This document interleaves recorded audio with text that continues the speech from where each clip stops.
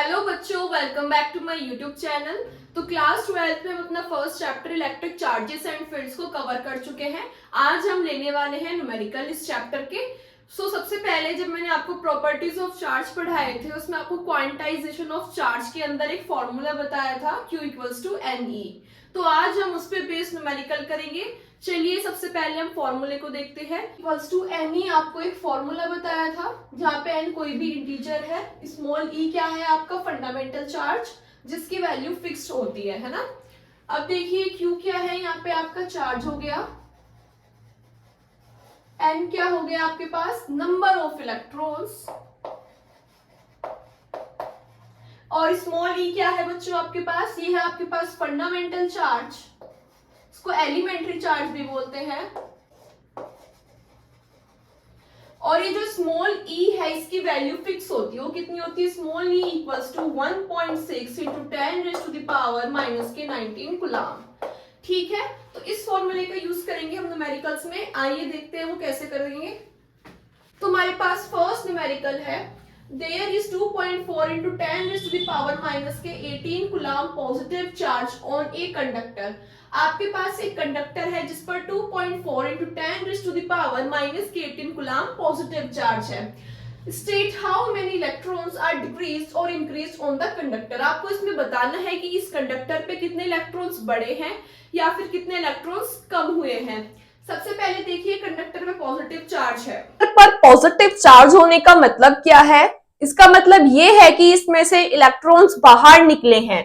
जब किसी बॉडी से इलेक्ट्रॉन्स बाहर निकलते हैं तो उस बॉडी पर पॉजिटिव चार्ज आ जाता है, और जिस बॉडी के अंदर इलेक्ट्रॉन जाते हैं उस पर नेगेटिव चार्ज आता है। ये आपको पता है, बेसिक कंसेप्ट है। तो यहाँ पर कंडक्टर पर पॉजिटिव चार्ज है, डेट मीन्स कि जो कंडक्टर से इलेक्ट्रॉन्स हैं वो बाहर निकले हैं, क्योंकि इलेक्ट्रॉन्स होते हैं आपके नेगेटिव चार्ज, है ना। तो नेगेटिव जब बाहर निकल गया तो पॉजिटिव बचा ना उस कंडक्टर पे चार्ज। तो यानी कि इलेक्ट्रॉन्स यहाँ पर डिक्रीज हुए हैं, ये हमें पता चल चुका है इस क्वेश्चन से। बट कितने डिक्रीज हुए हैं, कितने कम हुए हैं, यानी कि नंबर ऑफ इलेक्ट्रॉन्स हमें यहाँ पर फाइंड आउट करना रहता है। तो अब हम यहाँ पे नंबर ऑफ इलेक्ट्रॉन्स फाइंड करेंगे। तो सबसे पहले जब भी हम न्यूमेरिकल्स अटेम्प्ट करते हैं हम लिखते हैं गिवन। तो देखिए बच्चों, ध्यान से देखिएगा बोर्ड पर, गिवन क्या है हमारे पास, चार्ज दिया हुआ है आपको Q equals to 2.4 into 10 raise to the power minus के 18 कूलम।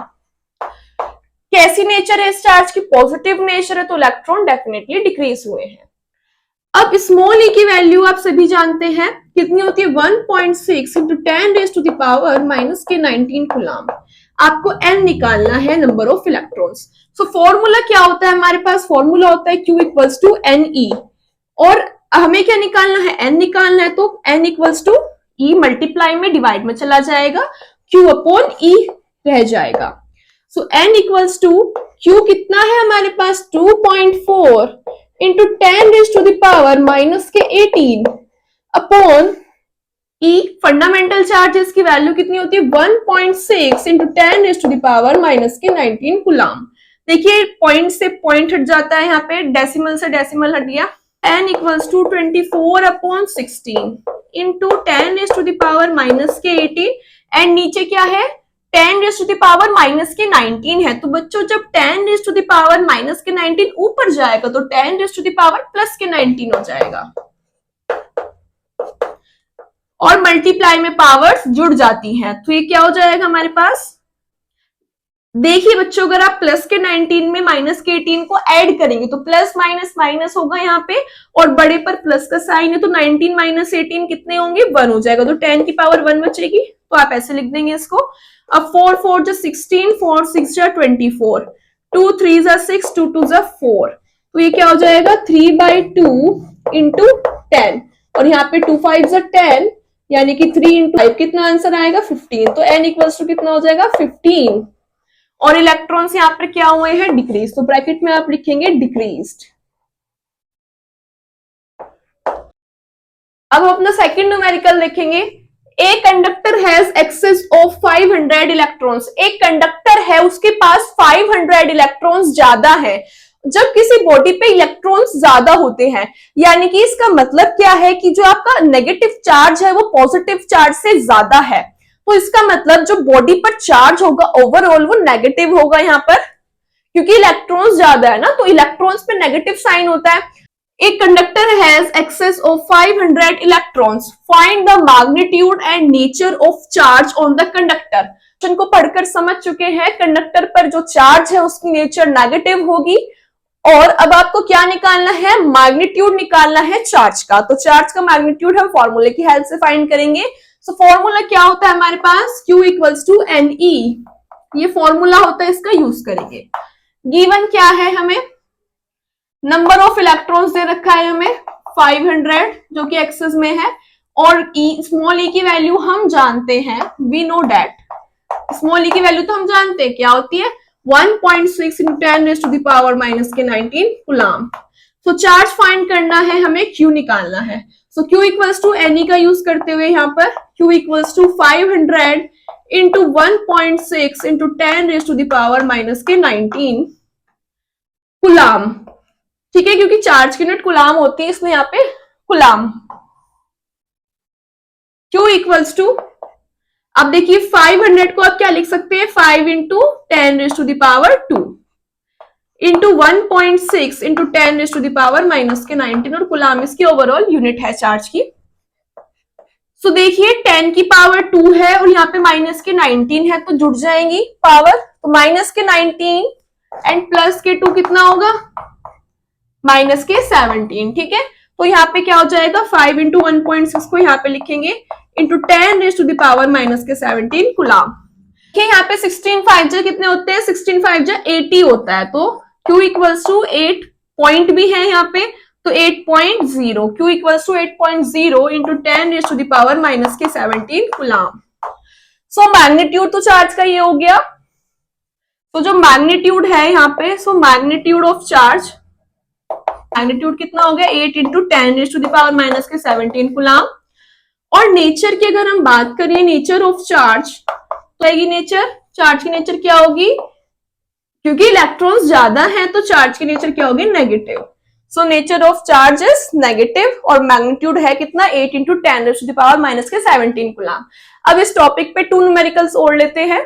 देखो, तो थर्ड न्यूमेरिकल हमारे पास है, what will be the charge on 75 kg mass of electron. Electron के 75 kg मास पर कितना चार्ज होगा। तो सबसे पहले जब भी हमें चार्ज निकालना होता है तो हम क्या फाइंड करते हैं, नंबर ऑफ इलेक्ट्रॉन्स, क्योंकि फॉर्मूला क्या है, फॉर्मूला है Q इक्वल्स टू NE। जब हमें नंबर ऑफ इलेक्ट्रॉन्स पता चल जाएगा, ये ऑलरेडी नॉन होता है हमारे पास फंडामेंटल चार्ज, तो तभी हम चार्ज Q की वैल्यू निकाल सकते हैं। तो नंबर ऑफ इलेक्ट्रॉन्स इसमें से कैसे निकालेंगे, तो टोटल मास कितना है इलेक्ट्रॉन्स का, 75 kg, और एक इलेक्ट्रॉन का मास कितना होता है, 9.1 into 10 to the power minus के 31 kg। तो अगर हम टोटल मास को एक इलेक्ट्रॉन के मास से डिवाइड कर दे तो हमारे पास नंबर ऑफ इलेक्ट्रॉन्स आ जाएंगे। कि मान लीजिए आप शॉप पर जाते हैं और आपने 50 रुपीज के पेन परचेज करे, ठीक है, आपने 50 रुपीज के पेन परचेज कर लिए हैं, नंबर्स आपको नहीं पता कितने पेन है कितने नहीं, सिर्फ आपको मैंने क्या इंफॉर्मेशन दी है कि आपने 50 रुपीज के टोटल पेन परचेज करे हैं और एक पेन आपका 5 रुपीज का है। ठीक है, एक पेन आपका 5 रुपीज का है और आपने 50 रुपीज के टोटल जो आपने परचेज करे हैं पेन, वो 50 रुपीज के पेन परचेज करे हैं, और एक पेन है आपका वो है 5 रुपीज का। तो अब आपको नंबर ऑफ पेन्स निकालने हैं कि आपने कितने पेन परचेज करे। तो आप इजीली निकाल सकते हो। कितने निकालोगे नंबर ऑफ पेन, भाई टोटल जो रेट है पेन का है ना, 50 को 5 से डिवाइड कर देंगे, टोटल जो रेट है पेन का उससे एक पेन के रेट को आप डिवाइड करेंगे यहाँ पे, तो यानी कि आपने 10 पेन परचेज करे हैं। ठीक उसी तरीके से आपको टोटल मास दिया है इलेक्ट्रॉन्स का, और एक इलेक्ट्रॉन का मास आप जानते हैं।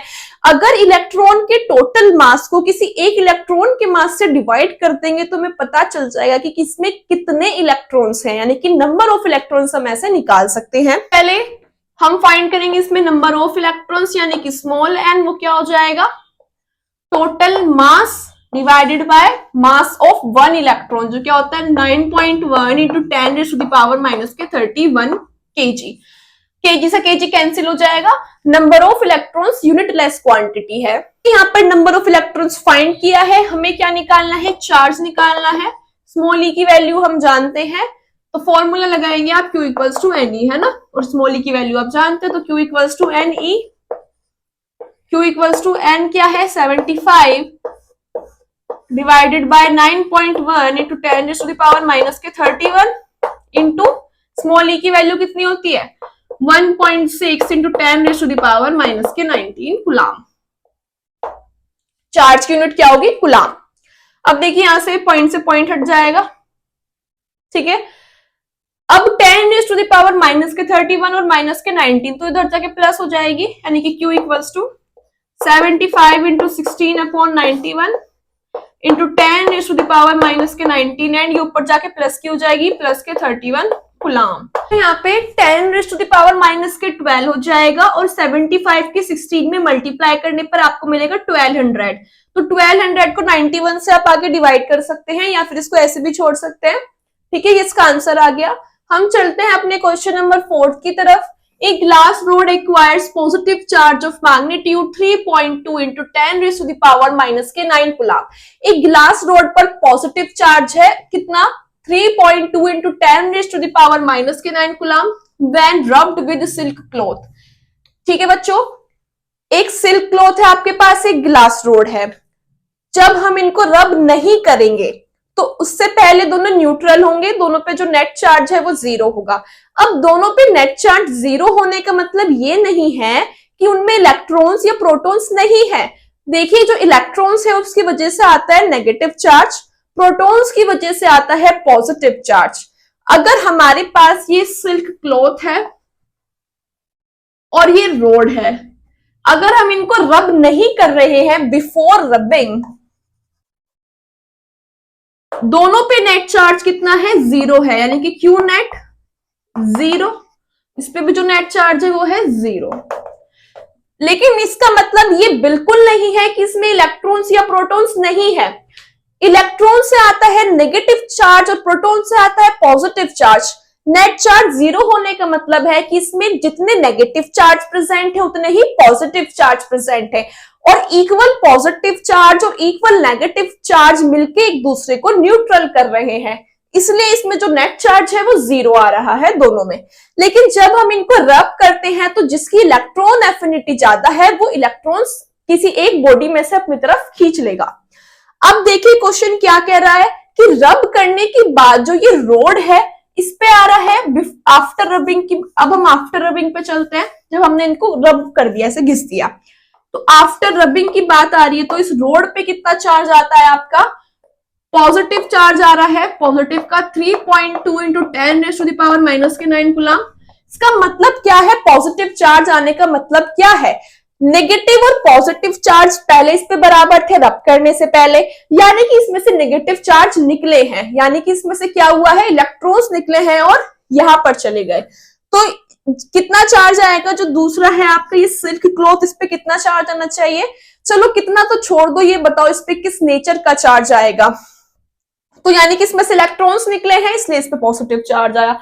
अब इसमें से इलेक्ट्रॉन्स निकल के इस सिल्क क्लॉथ पर आ गए, इस सिल्क क्लॉथ पर अब हमारे पहले सब न्यूट्रल था, तो अब क्या आ गया, इलेक्ट्रॉन्स बढ़ गए, यानी कि नेगेटिव चार्ज इस पे ज्यादा हो गया, तो इस पे नेगेटिव चार्ज आएगा। अब उस चार्ज का मैग्नीट्यूड कितना होगा, 3.2 into 10 raise to the power minus के 9 इलेक्ट्रॉन्स यहां से निकले हैं, तभी तो इतना पॉजिटिव चार्ज ज्यादा हो गया।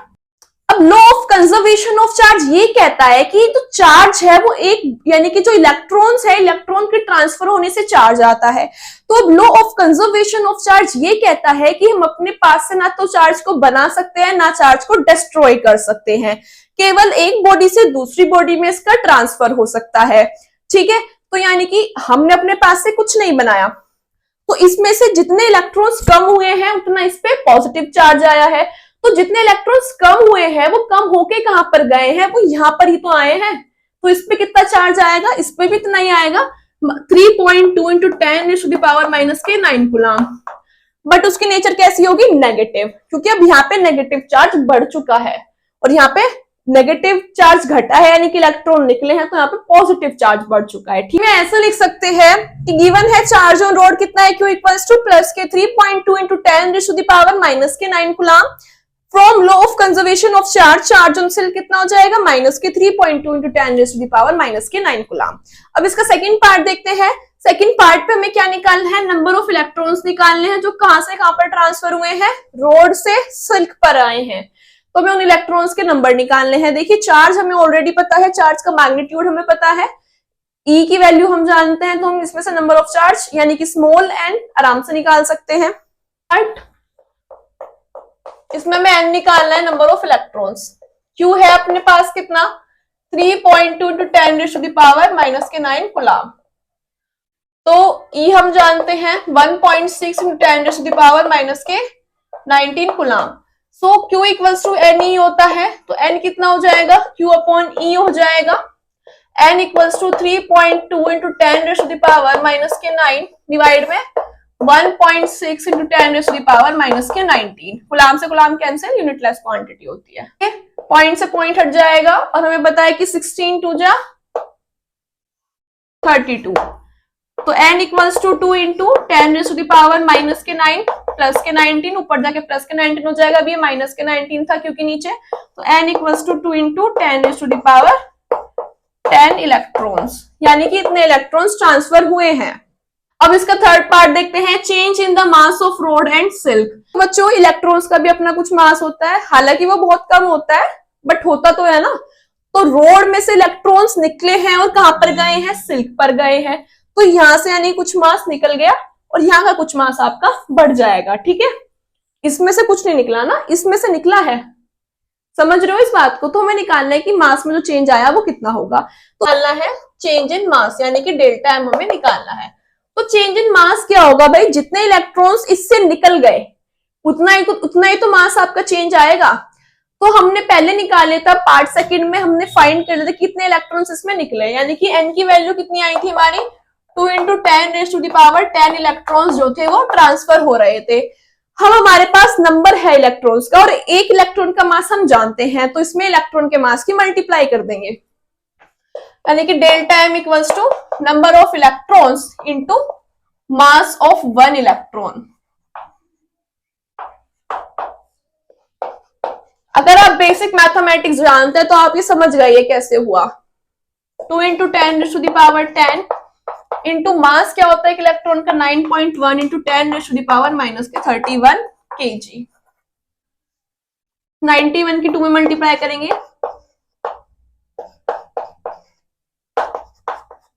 तो जो मास में चेंज है वो इतना आ गया आपका।